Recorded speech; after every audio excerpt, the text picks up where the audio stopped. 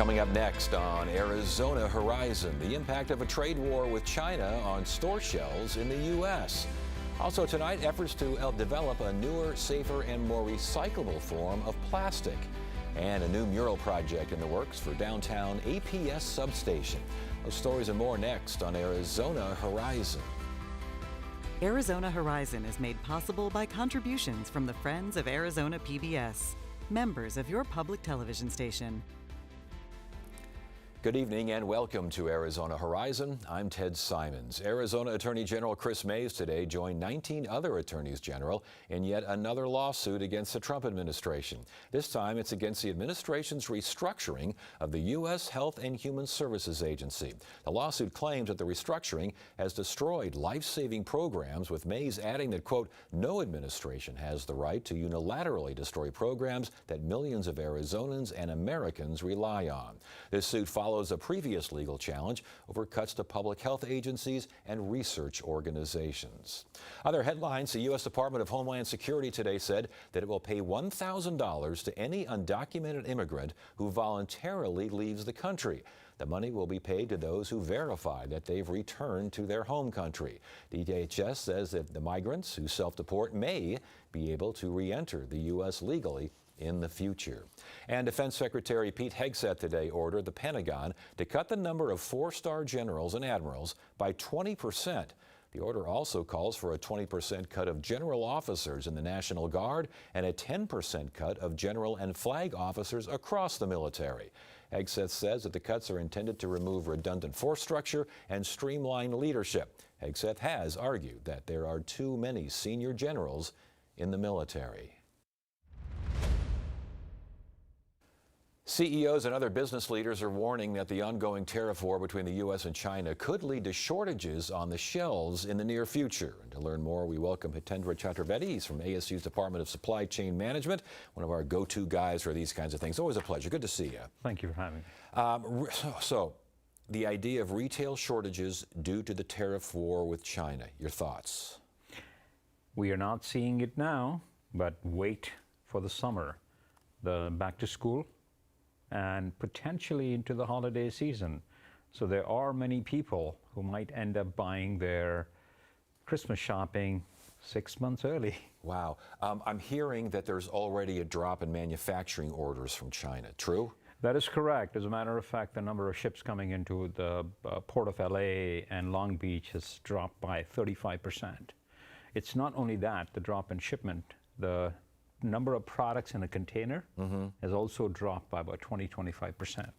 So it's not only the number of ships coming in that are reduced, but the amount of product coming in has reduced. What about freight vessel like bookings and these sorts of things? Oh, it's the same thing. So over the summer, you are going to see month over month dramatic reduction in the number of ships coming to port. And that's basically Long Beach, LA, that area. Long Beach, LA, Seattle. Yes. The thing that is important is it's a domino effect. So if you see number of ships, number of containers reducing, what do you think is going to happen to trucks and rail and warehousing and retail? So there are over 10 million, close to 10 million people employed in logistics and transportation. What do you think will happen to jobs of the truckers if there is no stuff to move? So when I read that the quote was a screeching halt of ocean freight orders. You say it's happening. That is correct. That is already happening. So supply chain, the way this thing works is to order for the back to school or even holiday season, April is when orders are placed. The lead time to get products onto the shelf is 6 months. So this is it. If orders don't get placed, it's going to be a domino effect. You'll start to see it in summer. Yeah.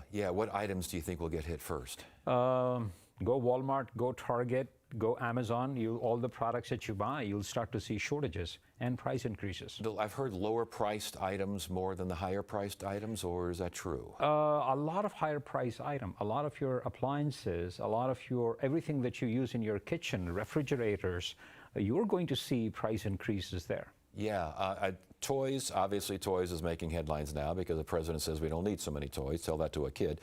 Shoes, low-cost apparel, budget home goods. I'm reading that these things, watch out. Your LEDs, your toys, toys you said, games. Yes. All of those things are going to be more expensive and less available. So for the Walmarts, the IKEAs, the Amazon, the Home Depots, these kinds of places, I mean, are we going to see COVID-level shortages on shelves? I hope not.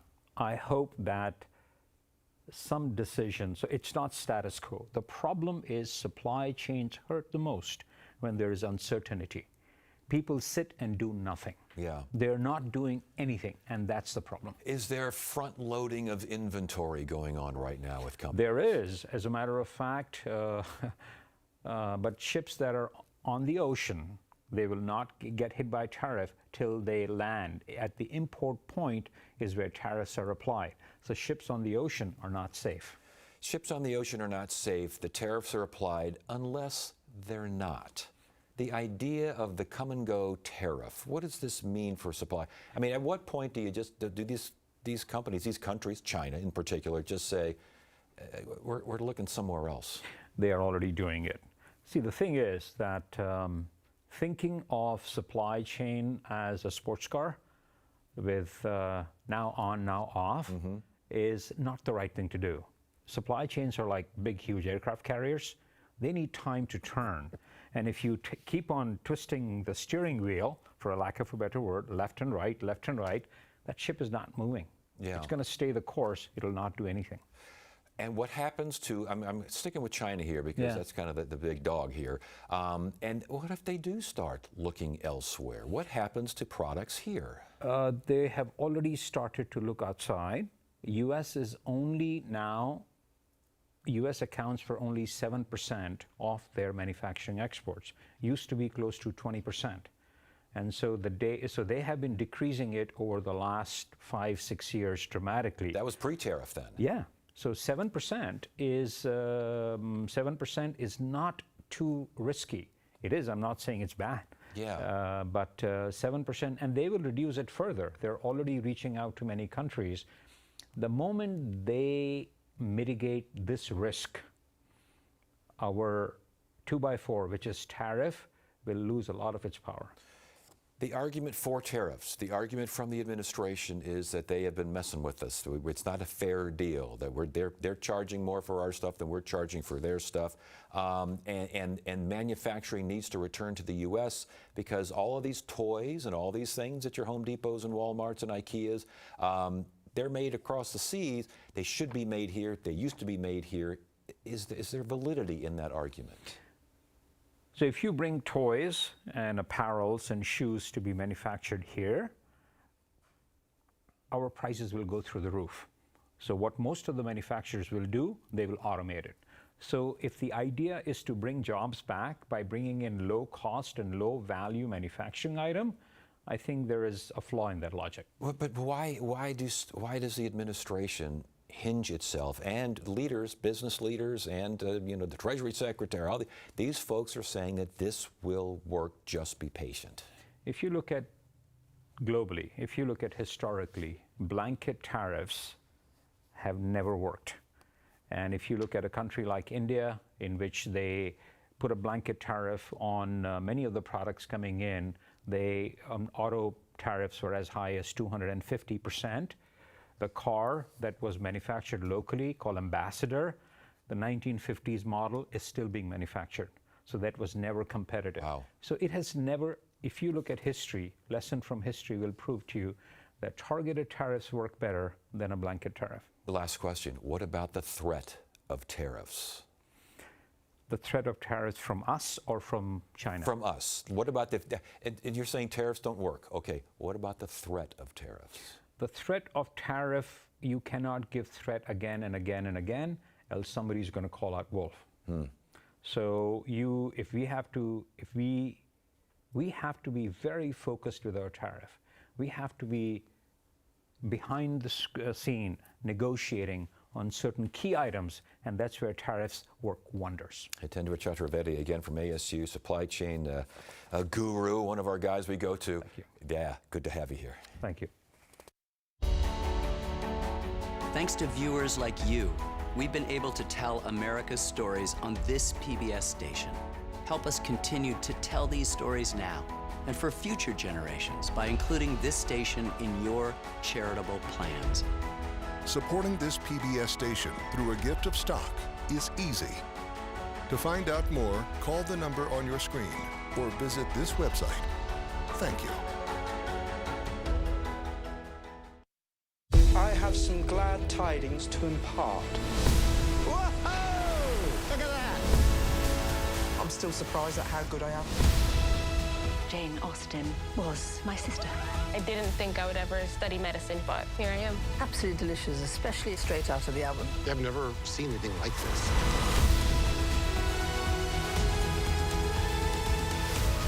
I think we have sufficient cause for celebration.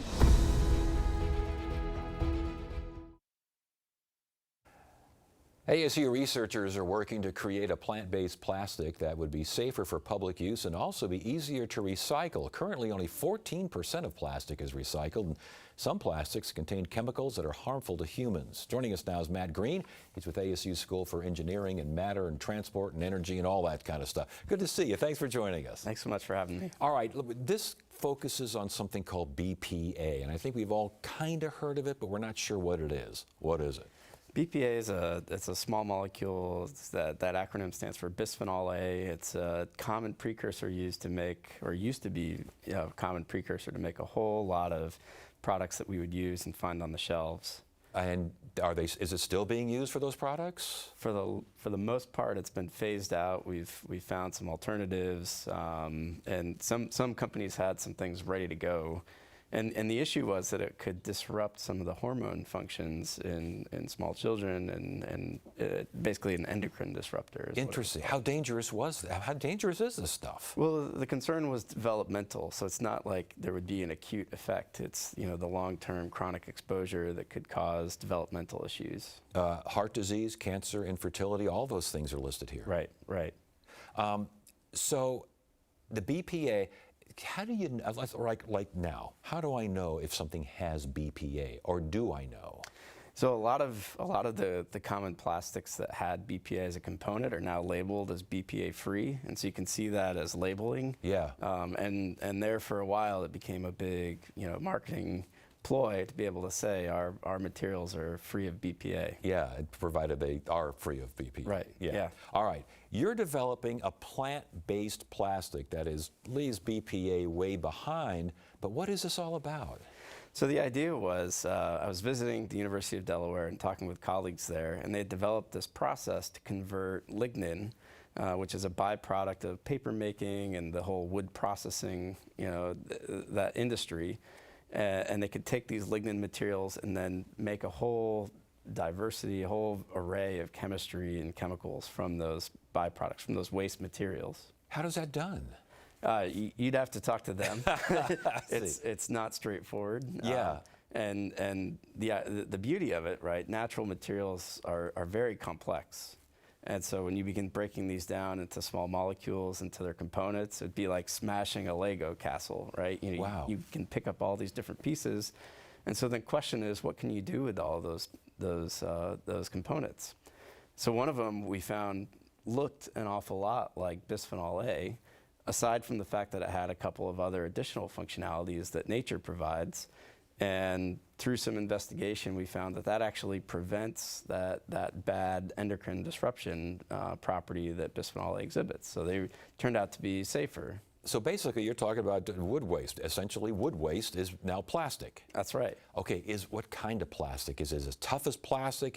What are we dealing with here? So what we made was this class of material called polysulfones, which are really tough. NASA's used these for a long time. They're used in the underlayments of membranes that purify water. So they're used for some really tough environments. And we were able to take this lignin-derived bisphenol A replacement and make some of those same membrane-forming materials. It feels like plastics are forever. Is this forever? Well, so the idea is that we can design these to be safer, to also be recyclable. And so the whole plastic industry now is really kind of rethinking what we want our legacy to be. Yeah. And so there's so many concerns about human health, environmental health, and also sustainability. Is it the kind of thing that can be produced, though, on a mass scale? Absolutely. Yeah. So the paper industry, right, the wood processing industry is quite large.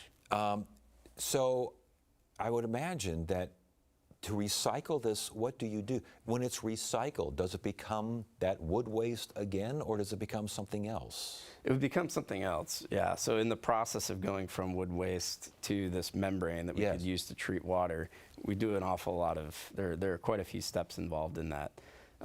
In terms of, we get these small molecules and we can turn those back into polymers, which are these long molecular chains. Interesting. And you mentioned water a lot. That's a big deal here, isn't it? Yeah, it sure is. Yeah, we think about it, we worry about it. It's part of our DNA here. Yeah, but in terms of this plastic, this new kind of plastic, it improves water. You kind of referred to this earlier, but I need clarification on that. Yeah, so some of those functional handles that nature provides, that puts onto this molecule for us, actually make it so that we can purify more water. We can push more water through. And so it's a property called hydrophilicity, and it allows us to purify water in a more energy efficient manner and higher volumes of water too. And all kinds of purification, everything from what? From municipal areas to what? What's in your backyard? Yeah, these materials specifically do well at removing things like bacteria and other large impurities in water streams. Yeah. And with that, I read that they could be used in medical devices like dialysis machines. That's right. These polysulfones, this class of material, is also commonly used for doing that. Okay, so the bottom line is you got something here replacing plastics, and it seems like it's on the go. Is this out there right now? Are these products out there? If not, when? So we've patented this, and we're now working on trying to improve that technology and scale it up. Okay, so that's on the move. I got to ask you, because it's the same obvious question here. The government cutbacks of funding and research and these guys, is that affecting you? Absolutely, yeah. In many ways, largely the uncertainty right now, at least in my field specifically, is not knowing what's coming. We're days away from inking contracts on new projects that are still on hold. Yeah. And we don't know if those will come back, and we certainly don't know what new funding opportunities are going to look like. So in the words of President Crow, we're widening our aperture. We're looking at being number one in innovation here at ASU. Right? Yeah. We're getting creative in how we can continue to do research and support our students and our communities. Right? These technologies are not for us. It's not for our glory. We're out here trying to make the world a better place for the people around us. New avenues of innovation if you have to. That's right. All right, Matt Green, ASU. This is really interesting stuff. Thanks for sharing. We appreciate it. Thanks for having me.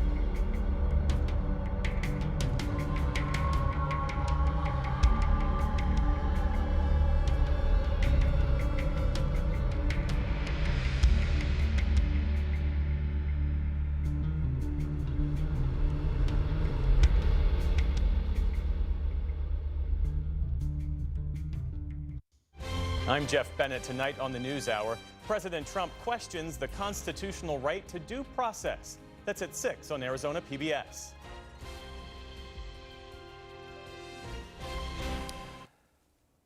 A new mural project is underway at an APS substation south of downtown Phoenix. The project is titled La Flor del Pueblo, which is the name of a community garden in the area. Jim Covarrubias is a local artist and curator. He's here to tell us more about La Flor del Pueblo. Good to see you again. Well, it's an exciting concept, the idea of having such a huge public mural that depicts basically the history of that area. And the area is? Grant Park. Yeah, it's at 3rd Avenue, Lincoln to Grant? Somewhere? 7th Avenue, 7th Street, like the railroad tracks down to Buckeye. South of the basketball arena. Yeah. Yeah. Right. Okay, so this area, there's a substation and there's going to be a mural on there. How did this all happen? Well, you know, APS has been very kind about sharing ideas with art. They did it on Roosevelt and 7th Street there. And they are giving a gift to the community, basically. So they wanted to do this a little different. They hired artists for the Roosevelt project who were really great, who did their own thing.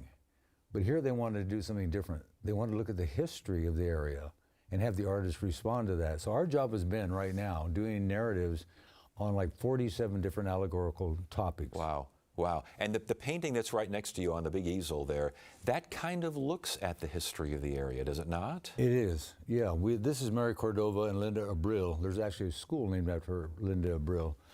And they were part of that community, and the community was giving dance classes and all kinds of sports activities, but they were bringing some cultural ideas too. So this was a Mexican dance troupe that was trying to preserve some of that culture from the homeland for these people. And because again, the idea, there was an art scene down there. Oh yeah. A pretty significant art scene. Very much, and it was interesting because, you know, the Phoenix Municipal Stadium was there on 7th and Mojave. So a lot of people would go into the neighborhood to go to activities. Yeah. They'd go down central to the Riverside Ballroom to go to concerts. And so they were in that neighborhood, not really knowing who was there, but that was like a working class neighborhood that supported a lot of the projects that Phoenix was doing.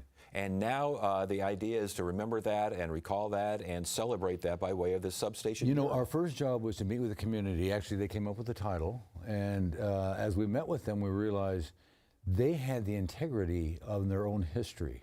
And those details are so important to an artist. And they can be as simple as a recollection of their grandparents doing something. But it was such a beautiful history that that's where APS wanted us to start. So, and as far as the mural themes are concerned, who decides that this person's memory or this person's idea, this artist's idea, is better than that one, or not better, but deserves to be there? My co-director and co-curator, Ashley Harder, and myself are basically the overall curators, but we've involved people from the community and people outside the community who are artists to come in as a juror to look at the ideas and saying, this is the best way to approach this idea. Now here's the beauty. We give that narrative and those ideas to the artists, and then the artists can create that into their own style. Yeah. So you're going to see many styles there. I'm going to see something that's just conformed. I think that's the exciting part about it. Could have some surprises out there, couldn't you? You know, we have 100 artists signed up right now. Wow.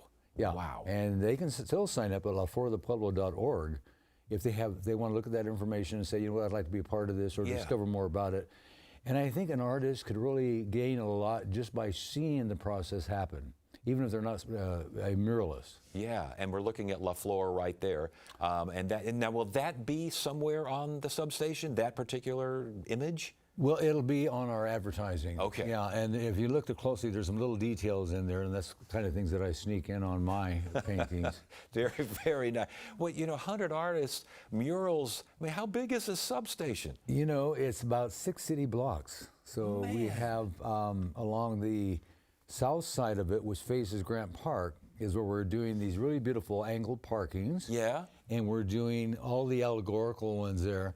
So basically, it's a destination park for a place for people who love art, and they can stroll along there, see these narratives, come to our pollinating garden there on the west side, and then along Lincoln, we realize that's basically a traffic route for most people. Right. So what we're doing is doing a serrated wall Oh, that cool. you will see one image for about 3 or 4 seconds that'll be complete. Oh my goodness. Then it'll get convoluted as you go past it. Yeah.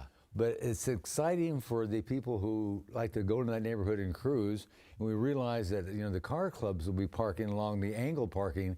Great place for a selfie. Oh my goodness, Yeah. great. That just, you're going to get some accidents down there from people looking at all these images changing as they're driving by. I mean, my goodness. We've seen the success on murals, and murals are a sort of a new successful phenomenon for artists. Yes. The last 20 years have seen a blossoming all across the world, really.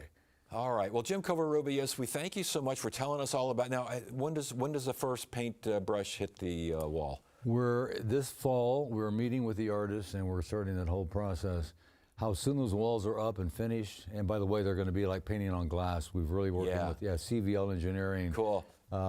Mention one more name, Espiritu de Loci, who's coordinating all this. All right, that's it. We got to go. Congratulations on all this. Thank you. Good to have you here.